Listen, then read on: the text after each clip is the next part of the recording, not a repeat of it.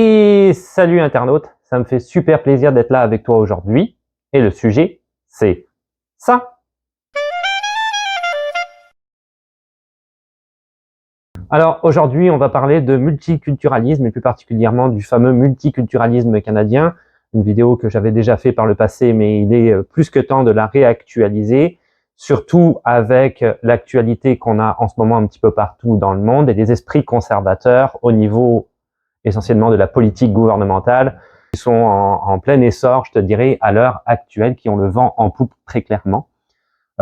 Évidemment, tu verras dans la vidéo, et on va en parler un petit peu quand même, qu'il y a une sorte de paradoxe qui s'effectue au Canada, notamment entre le Canada et le Québec, puisque le Québec, comme d'ailleurs les autres provinces, a sa propre constitution, mais dépend quand même de la constitution canadienne. Donc ça crée énormément de conflits, je te dirais, entre les constitutions, de rapports de force, et même au niveau idéologique. Donc on va aller regarder ça tout de suite ensemble, mais avant de commencer, n'oublie pas de t'abonner et de laisser un petit pouce bleu. On commence tout de suite. Alors tout d'abord, premier élément et peut-être même le plus important, le plus capital, évidemment, tout ce que je dis, je le prends du site internet du gouvernement du Canada. Donc ça peut pas être plus légitime que ça. En 1982, le multiculturalisme a été inscrit dans l'article 27 de la Charte canadienne des droits et libertés.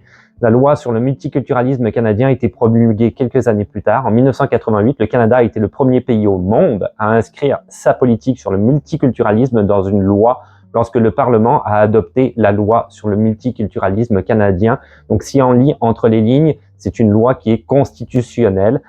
Au Canada, on a également la loi de la liberté de culte, au niveau religieux, qui comprend malheureusement, je te dirais, les systèmes sectaires.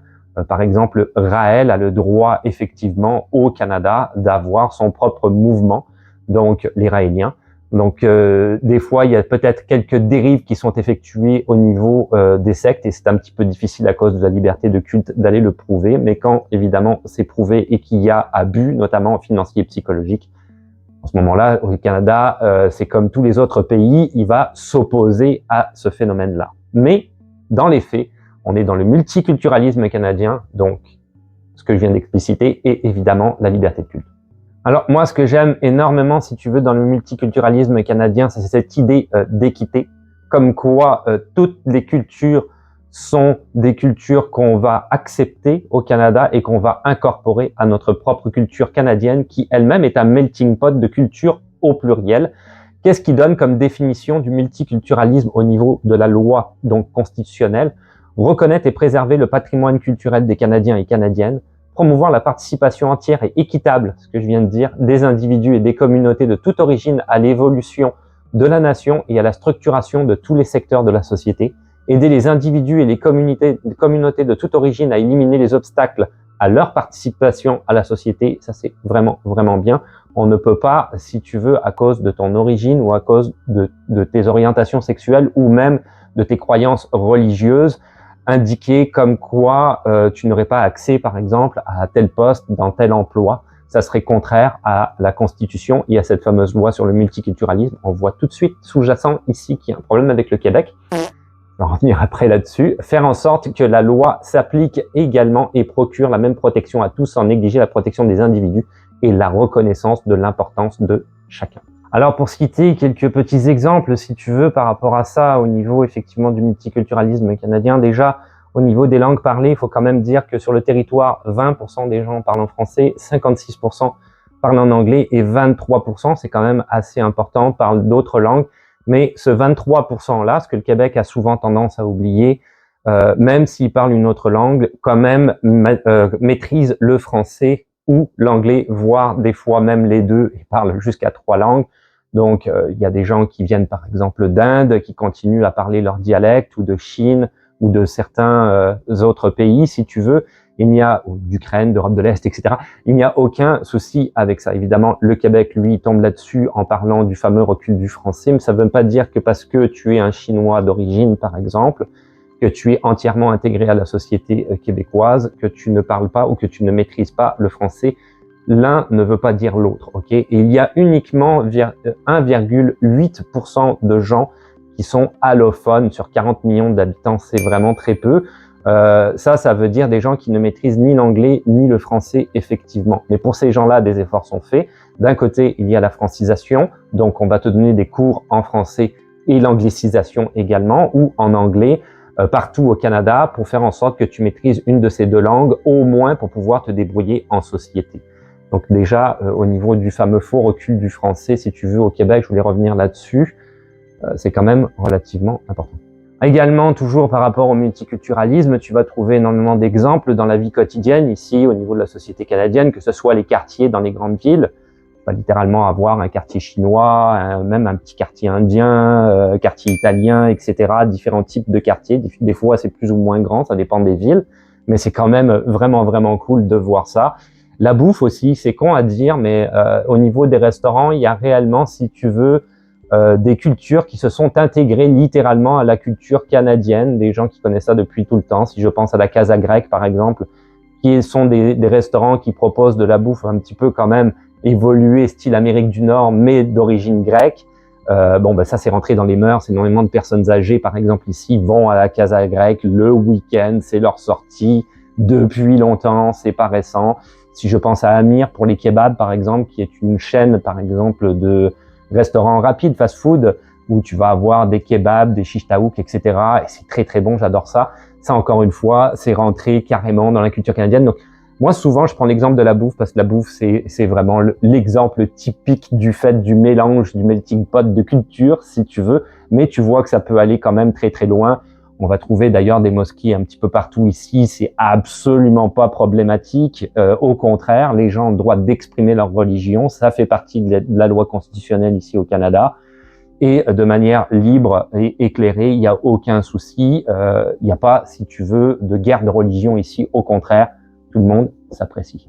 Alors ensuite, quand on s'attaque par rapport au fameux multiculturalisme canadien, à la problématique du Québec, ça devient assez énorme parce que le Québec a inscrit dans sa charte, donc dans sa constitution, la fameuse loi 21, donc la loi sur la laïcité, qui empêche les gens dans des postes à l'État d'avoir des signes ostentatoires au niveau religieux. On s'entend que cette loi-là a uniquement ciblé la religion musulmane avec le voile, ce qui est relativement très discriminatoire et surtout qui contrevient à la loi sur le multiculturalisme dont je parle depuis le début, qui reste quand même la constitution canadienne qui chapeaute donc toutes les provinces. Donc on voit déjà ici, si tu veux, qu'il y a un effet, comme je parlais en début de vidéo, de contradiction, on va dire, entre la province et le pays dans son ensemble. Le Canada n'a pas voulu trop embarquer là-dedans pour le moment parce qu'il sait que ça va créer des conflits politiques internes et malheureusement, le vote a toujours, si tu veux, le plus de poids possible par rapport aux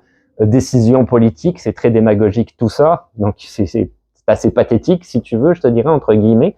Mais en théorie, la loi 21 n'a pas le droit d'être là, y compris dans la Constitution québécoise. Elle contrevient, si tu veux, à la Constitution canadienne. Je vais probablement effacer certains commentaires haineux que je vais avoir sous cette vidéo-là, je m'y attends. Des gens pas très éclairés, ni déconstruits, ni même qui ont recherché leur sujet.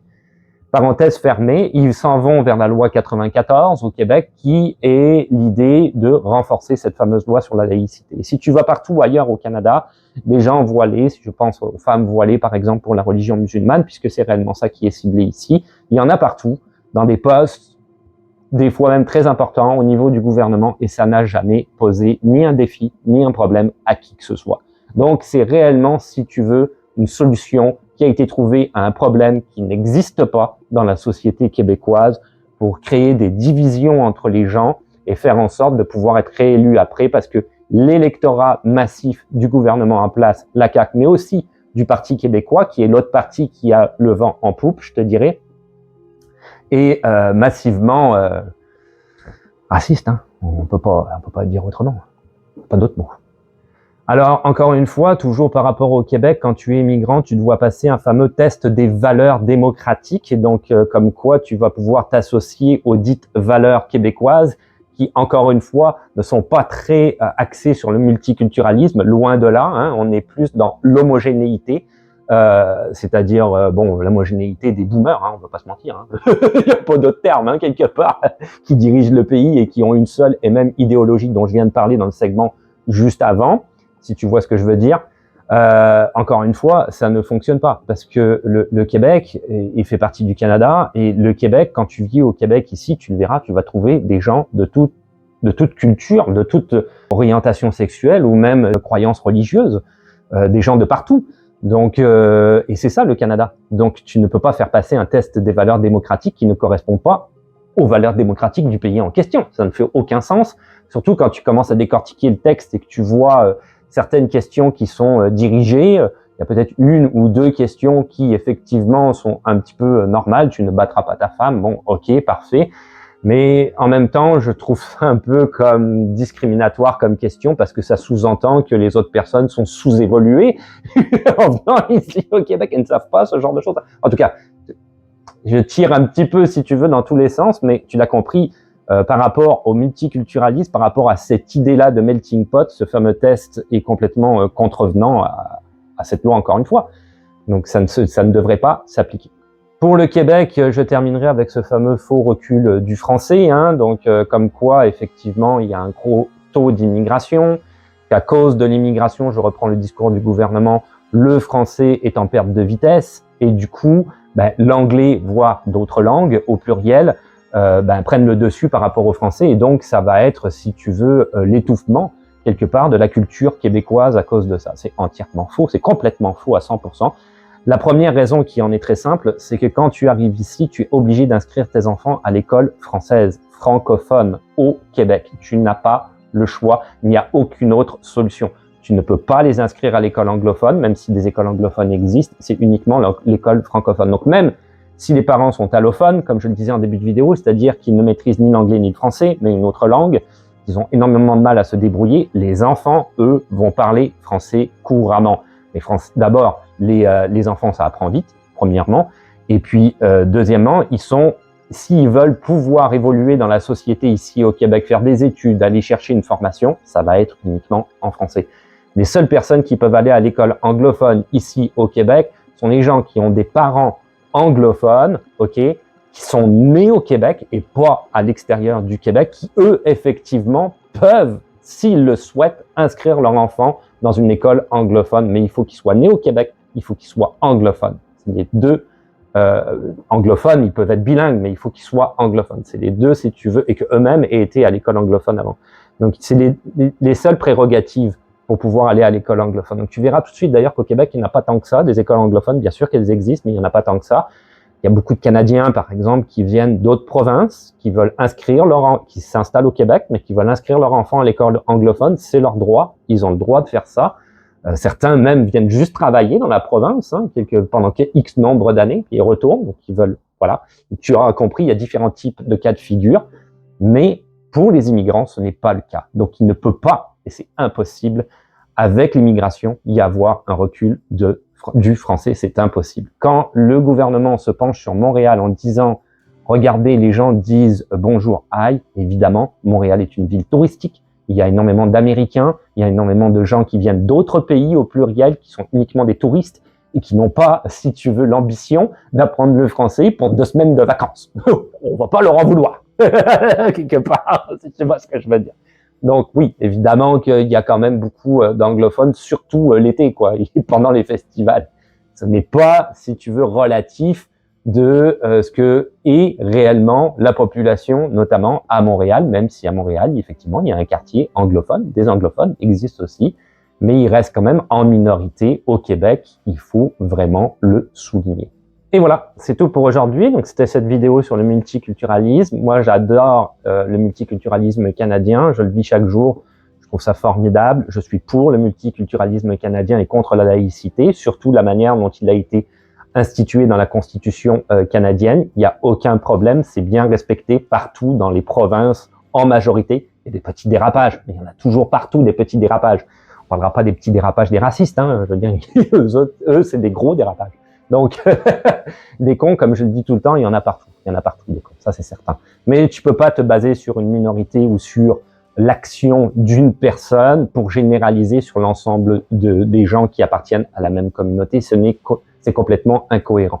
Donc, oui, moi je me base là-dessus. Je suis entièrement contre la laïcité ici au Québec. Je trouve que c'est, comme je l'ai dit dans la vidéo, anticonstitutionnel. Ça ne devrait pas avoir lieu. C'est uniquement pour avoir plus de votes. Et je terminerai évidemment sur la lutte contre l'islamophobie au Canada. Malheureusement, le gouvernement du Canada a dû carrément, tu le vois ici, je vais le mettre au montage, un site web parlant de ça, parce que il y a une montée de ces idéologies-là qui, d'après moi, sont pas mal, si tu veux, décuplées par les discours gouvernementaux du Québec essentiellement, ou d'autres provinces aussi.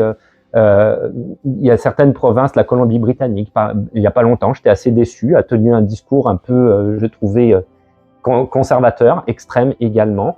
Déçu de la part de la Colombie-Britannique, parce que c'est en général quand même une province qui est assez ouverte, mais je ne parle pas des gens qui vivent dans la province, mais évidemment du dirigeant politique en question, d'un parti politique, X. Bon, voilà, après, voilà, c'est ça, tu l'auras compris, mais je trouve ça un petit peu néfaste et désolant, surtout quand c'est de la faute des gouvernements au niveau de ce genre de discours-là. Donc, moi, toujours pour le multiculturalisme canadien, ça changera jamais. Je suis à fond là-dedans depuis que j'ai mis les pieds au Québec, depuis que j'ai mis les pieds sur le territoire canadien, et ça continuera jusqu'à ma mort, ça c'est clair et net. Pour le reste, n'oublie pas que tu peux me retrouver sur les réseaux sociaux, ce qui comprend TikTok, Instagram, Twitch, peut-être un jour, je suis toujours pas d'actualité, et Facebook. Ma chaîne YouTube qui existe. Alors, dans la chaîne YouTube, tu trouveras évidemment toutes sortes de vidéos, aussi bien sur le Canada que sur l'immigration. Je t'invite à aller regarder les playlists. Il y a beaucoup de choses intéressantes, notamment, par exemple, je parle souvent de cette playlist-là, mais il y a des playlists sur l'immigration, sur voilà, sur plein de choses. Mais il y a aussi tuto et vie pratique où on parle d'énormément de choses par rapport à la vie quotidienne ici au Québec et au Canada. Comment acheter une voiture, comment avoir la RAMQ, comment tu vois, ça va dans tous les sens, quoi. Comment inscrire ton enfant à l'école, c'est quoi l'école secondaire, c'est quoi l'école primaire, comment ça marche. Il y a beaucoup de choses là-dedans. C'est un melting pot de choses qui sont quand même très intéressantes quand tu veux effectivement t'installer ici au Québec. Les shorts qui sont quotidiens sur ma chaîne YouTube. Je parle de énormément de choses, des fois des choses drôles, des fois des choses moins drôles. C'est selon l'actualité et selon ce que je vois, évidemment. N'oublie pas de t'abonner et de laisser un petit pouce bleu. C'est très important pour faire monter ma chaîne dans l'algorithme. Je veux gagner en visibilité. Plus on est de fous, plus on rit. Et là-dessus, je te dis à la revoyure. Ciao. Bye.